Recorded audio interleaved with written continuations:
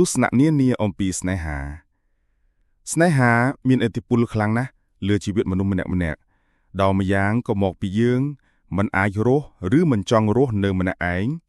ហើយម្យ៉ាងទៀតវាទាក់ទងនឹងតណ្ហាកាមទេពដែលនាំឲ្យមនុស្សគ្រប់វ័យ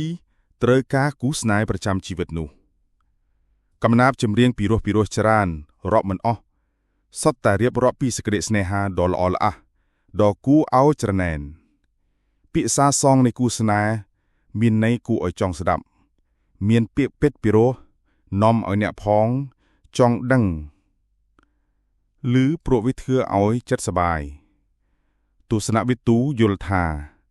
គ្មានអ្វីមានសារៈសំខាន់ជាងស្នេហាទេវាសំខាន់លើក្រុមគ្រួសារ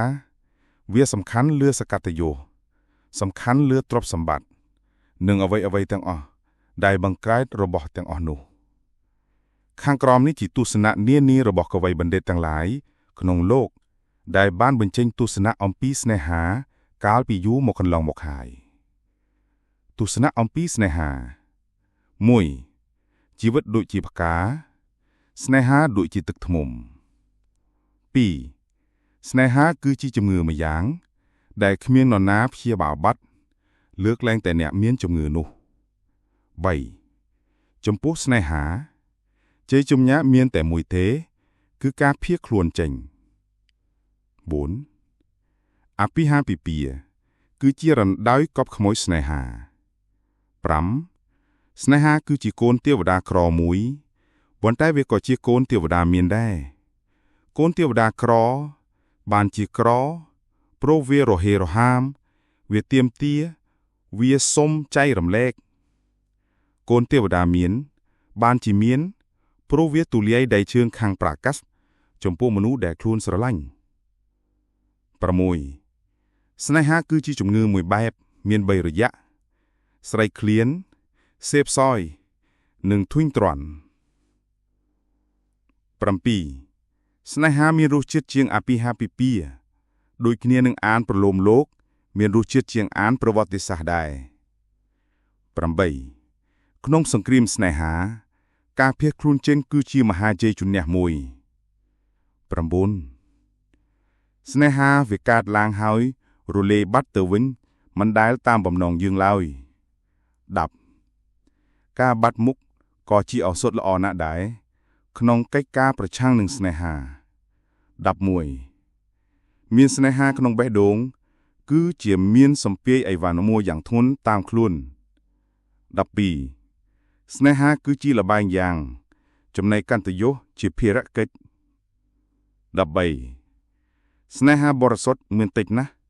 តិចជាងការរាប់អានស្មោះត្រង់ទៅទៀត14ស្នេហាគឺជាអ្វីដែលខ្ញុំមិនយល់មិនដឹងមកពីណា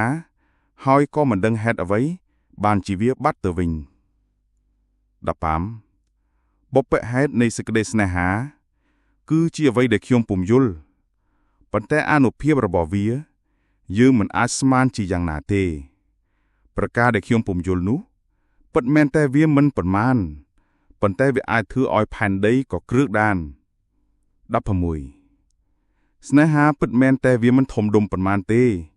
ប៉ុន្តែវាជាបញ្ហាដ៏ធ្ងន់ធ្ងរបំផុតក្នុងជីវិតមនុស្សលោក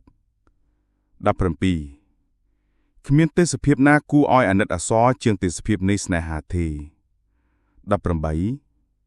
ប្រការដែលគួរឲ្យស្ដាយខាងស្នេហាគឺកាលពីក្មេងការពិសោធន៍វានៅខ្វះដល់ទៅចាស់មានការពិសោធន៍ពេញខ្លួន20មនុស្សនៅក្មេងមិនទាន់ស្គាល់តម្លៃនៃសេចក្តីស្នេហាយ៉ាងណាទេស្នេហាតាកាមគុណមួយមុខនោះគឺជាកំណល់សំណល់នៃសេចក្តីស្នេហាបរិសុទ្ធ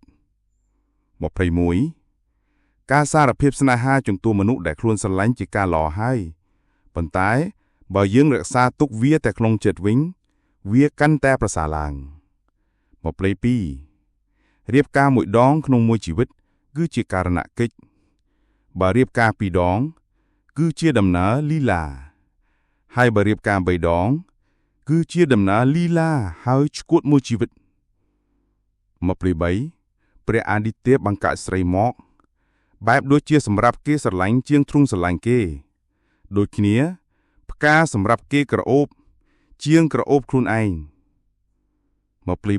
24ស្រីច្រើនយំសោកមុនអាពាហ៍ពិពាហ៍ចំណែកប្រុសវិញច្រើនយំសោកហើយអាពាហ៍ពិពាហ៍25ស្នេហាដូចជាផ្កានៅក្រពុំឯអាពាហ៍ពិពាហ៍ដូចជាផ្ការីក26ស្នេហាមានតែមួយដោយហេតុថាគេមិនអាចស្នេហាមនុស្សពីរនាក់បានទេ